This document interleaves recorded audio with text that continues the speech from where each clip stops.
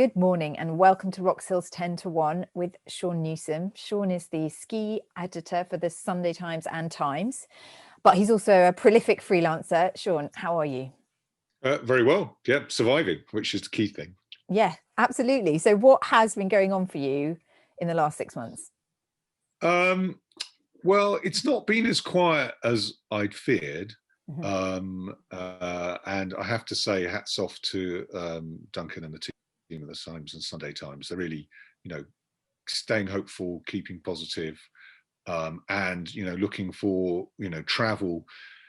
As soon as an angle opens up or a window of opportunity, we dive through it, and that's what the public's doing as well. I think. I mean, I was stunned, when the Portugal travel window opened up, for 2 weeks, and just people were saying people just grabbed the phone and went. I mean, it was extraordinary how quickly people, there seemed a lot of people desperate to get away somewhere, a lot of Portugal fans, and they just went for it, straight out of their traps. In a couple of days they booked and they'd gone. Yeah. I had a mate of mine was going on a surfing and yoga class. Yeah. I said, aren't you supposed to be going? He said, I'm already there. Oh gosh. Yeah, so it was like 3 days after or even less, I think 2 days after the restrictions were removed, and then of course everybody got caught out again. And that's the other side of it, of course, is that half the things you write about are not available. Yeah. A week or even to a few days, even sometimes after. Is there a sense though that as long as you get it out in the paper, it goes, if you see what I mean? Yeah, I mean, I think I think people still want to read about travel. We're all desperate to go, and it is, and certainly from my own experience, it's kind of, I can't think of the word, it's just joyous. This is a joyous experience when you go somewhere. I went to Bermuda at very short notice at the end of September. It was 4 days. It was just to be out in a subtropical breeze and to see a turquoise ocean.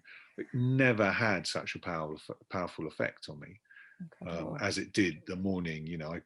Bermuda runs a very, very organized, disciplined, cohesive testing program, which is a salutary lesson to us.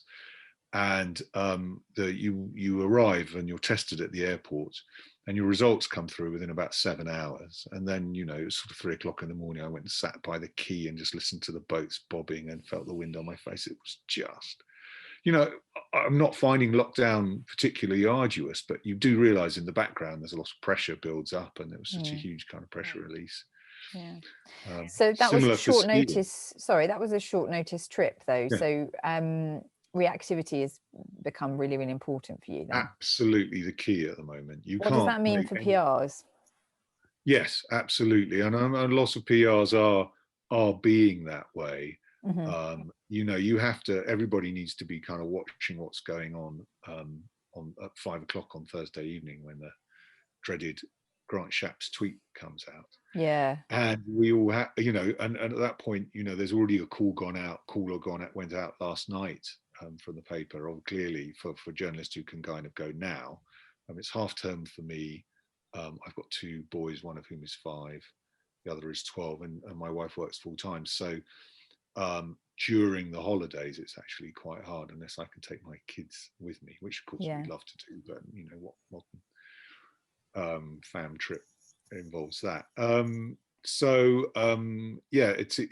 very reactive, and I think the more PRs can do that, it's just get people out quickly. Let's get the story up. Let's get people thinking about this as a destination, because of course, people don't need to book it straight away. They can think about it, sort of file it away mentally for the future. Yeah, for sure. If a PR's pitching to you now, then what elements do they have to have in that pitch to make it for you to be able to turn it around quickly? I assume they need really clear price information. Yeah, I mean, in terms of roundups, the key thing about press releases is always brevity, really. You've got to, you're basically showing a journalist what a good story this will be. So you really need to pitch it like a story, try and think yourself into the journalist's point of shoes and think about how they'd pitch what you want them to write about to an editor. So it needs a great catchy subject line, which is, which is sort of encapsulates the story, and then a strong story that's told. It's got to be new or arresting, unless of course now it's just, you can go right now to the Maldives. I mean, I did get an email, very quickly yesterday from somebody saying, look, you can go to, these are our Maldives properties, which I guess was appropriate. And if you want people to go to write about these places, then it really helps if you teed up flights, because that's a real issue at the moment, actually getting people out to the destination. There's so few around, and airlines are, not feeling generous for obvious reasons. No. Do you think that you have to work slightly less hard in terms of hooks and angles at the moment, or are the desk really still being stringent about good story? No, I think availability obviously is key. It is a key thing. So just the fact that you can go, I mean, taking skiing as an example, I'm looking for stories now, just to say, look, you can ski. Hopefully you'll be able to ski somewhere in November when the first snows start. And I think in the context of the moment where skiers up and down the country are wondering, well, will there be a ski season out of any kind at the moment? I think it's a nice moment just to say, well, actually you can go skiing now if you want to, if you're prepared to jump through a few hoops, or even not, without breaking quarantine, without having to go and do quarantine. Yeah. Rather. So I think there is that kind of, yes, this is available now, and Bermuda worked in that kind of way as a story. It was very effective. It didn't really need to say anything more than, here is what you need to do, and once you get out there, it's absolutely magical. Yeah.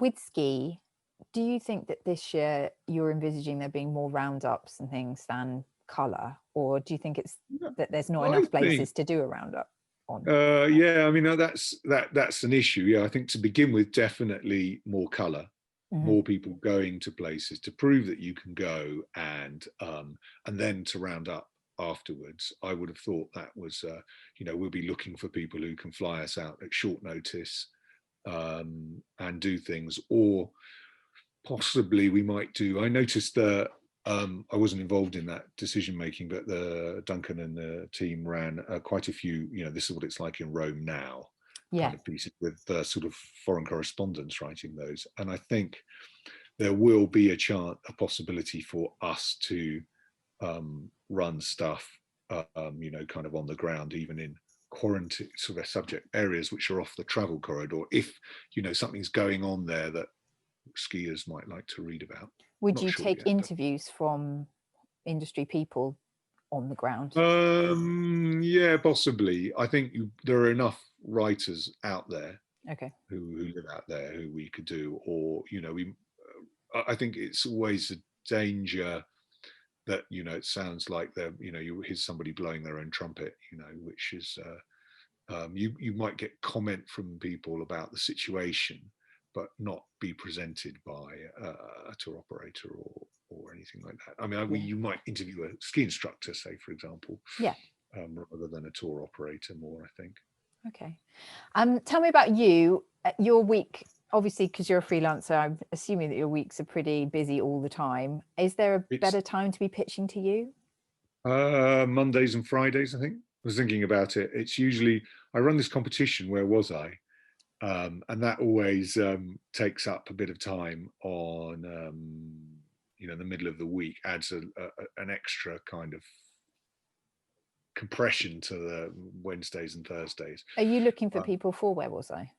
Oh, always. What's the criteria for it?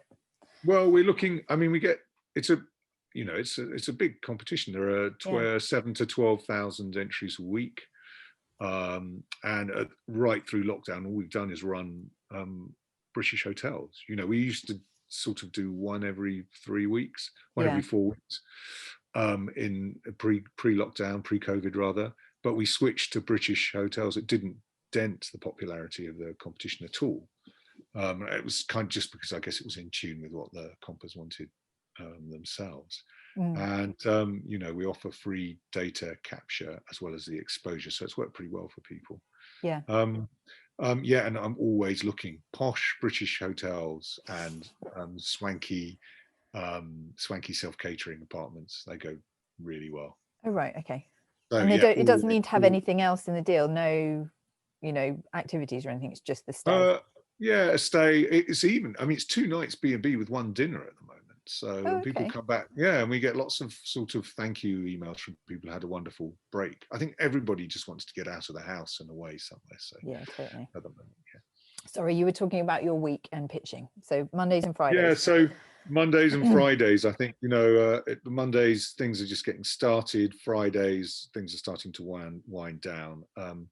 The production schedule with the Times and Sunday Times together now means that there's a sort of constant activity, and the lead times for features are quite long in the Times as opposed to the Sunday Times. I'm still getting used to that. How long is long? Well, we're filing. That we want it subbed and ready, prepped a full week before the piece runs. Okay. Yeah, so I've been caught out a couple of times. Some people, emailing saying, "Sean, we need this tomorrow." Actually, it's not like it's a Sunday Times piece. And how do you like people to pitch to you? Do you do phone us with PRs, or is it much more email now? Yeah, I mean, I always like to talk to people. It's just a question of finding time at the moment. I mean, these video meetings have actually, I had a bunch with ski resorts just recently, and they've been quite creative actually. It seems that it is more creative than emailing for sure. If I can spare the time, it's nice to see people, talk to people, and you just tend to generate ideas together. Yeah. Chatting in face to face, even if it's virtual face to face, much more than just an exchange of emails, which is more about finalizing details. Yeah. And I find it time consuming, emailing as well. I think there's much too much reliance upon it as a medium of communication now. Okay. It's very easy to ignore emails and stuff. Yeah, that's true. So, don't I know it? I meant to ask you before, when we were talking about ski, because there's going to be a reduction in the amount of places people can go to, are you more interested in exclusives this year than perhaps you would have been otherwise? It was always about the exclusives. Okay. So it's very hard for me to sell a story into the Sunday Times as a group trip. That or the Times, that's really not my call. If somebody's going to do that, then it's something maybe that's done directly with the desk, or maybe I always try and get the exclusive. Yeah. And otherwise the idea kind of dies. And you're the person to come to with that, not Duncan, for a ski piece. You can try both. I mean, Duncan likes to ski. The thing is that there's quite a strong skiing presence on the desk now. You've got Ben Clatworthy, who used to race as a kid. Oh, right.